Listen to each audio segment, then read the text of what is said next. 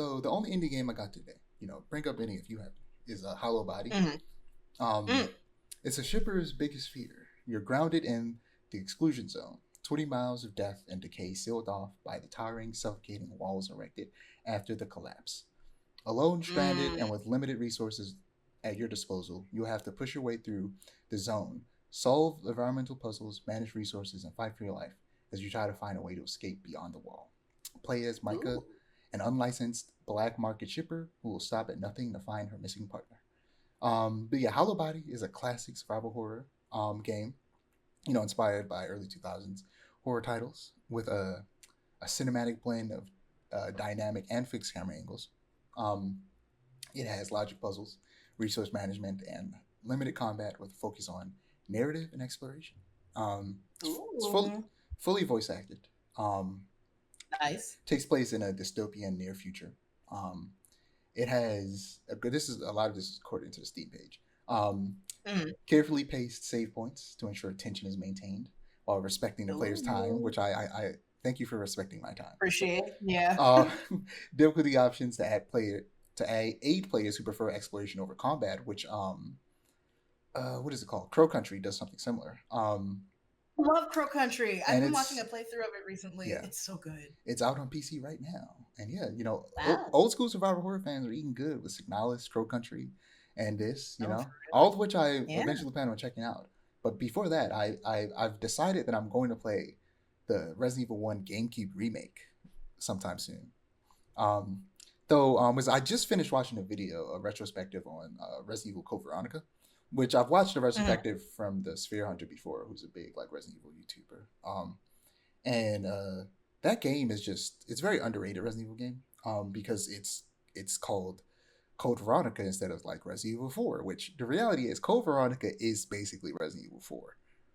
Right. Code Veronica is more of a mainline Resident Evil game than Resident Evil 3 is, honestly. Because the original Resident Evil 3, much like the remake, is a much shorter experience than Resident Evil 1 or Resident Evil 2. It's a much smaller Mhm. experience. Um, and like Code Veronica is like very important to the overall story of the Resident Evil world. Um, it is the game where Claire finds Chris, Right. who like when she was first introduced in Resident Evil 2, that's what she's doing. She's looking for Chris, and you find out what Chris has been doing after the events of the Spencer Mansion, like where he went to and what's happening. This is the Mhm. game also where, spoiler alert for people who don't know, this is the game where you find out that Wesker is still alive.